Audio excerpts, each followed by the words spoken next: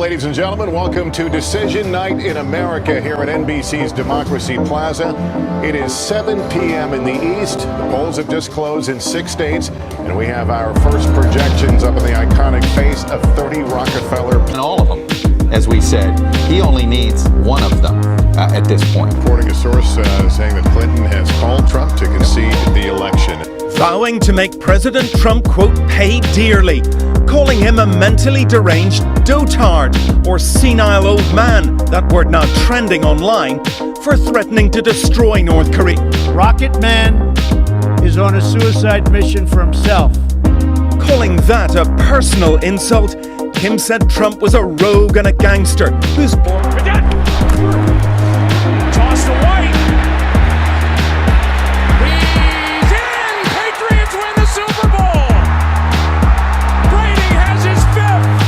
Outrage over President Trump's controversial immigration order to restrict travel from 7 Muslim-majority nations. Russia is a made-up story. Another ballistic missile. They will be met with fire and fury. Again, it was a fiery one for the NFL after those Friday night comments from President Trump, where he called on NFL owners to fire players who take a knee in protest during the national anthem. Sunday, more than 100 knelt and others stood arm in arm with their teammates. This dramatic moment, this former Army Ranger, he was the only member of the Pittsburgh Steelers that went out on the field during the national anthem. The release in the dead of the night of O.J. Simpson. There he is, leaving Lovelock Correctional Center in northern Nevada. He is now a free man. Morning, everybody. Welcome to Today. And Hoda's here with me at this morning because this is a sad morning here at Today and at NBC News.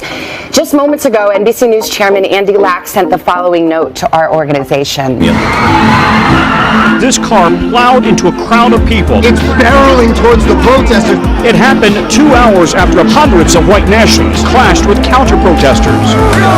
All the white supremacists go home. Terror attack in New York City. At least 8 people are dead, over a dozen more injured as a truck barrels through the bike lane. Oh my gosh, this is really happening. There's someone that evil out there. We have some breaking news at this hour. Reportedly, a member of Congress has been shot. Representative Scalise taken off the field by medics. I never thought I would come to baseball practice and have to dodge bullets. Their mass shooting this time, a little church in a small Texas town. You never think something like this is going to happen close to home. Yes, and as we come on the air, we are following breaking news.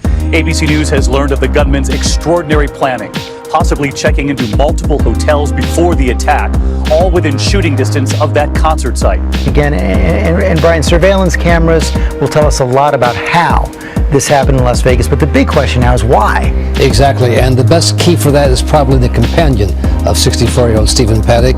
Coming in from Puerto Rico after taking a direct hit. Hurricane Maria slamming into the island, and as you heard, one official saying the island is destroyed. At least a dozen people were injured. Tonight, along the Texas Gulf Coast, utter devastation. In the town of Rockport, entire blocks are decimated.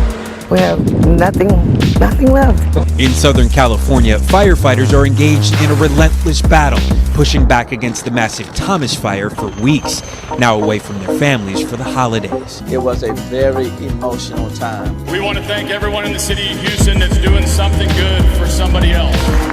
And we wear this patch on our jersey the rest of the year to represent you. Stay strong, be strong. We appreciate every one of you. Go Stros. That could do it. The Houston Astros are world champions for the first time in franchise history. Near and near, it's almost there, and you can already feel the temperature drop, David. Pretty amazing. So the minute away now, Rob. Tell us what you're seeing. And it's getting dark, David. It is so spooky right now, right? The temperature is dropping, the excitement is growing here. I hope that we're going back and forth to the special camera that has this eclipse, and I've got to put my glasses on to it. A little more. There it is.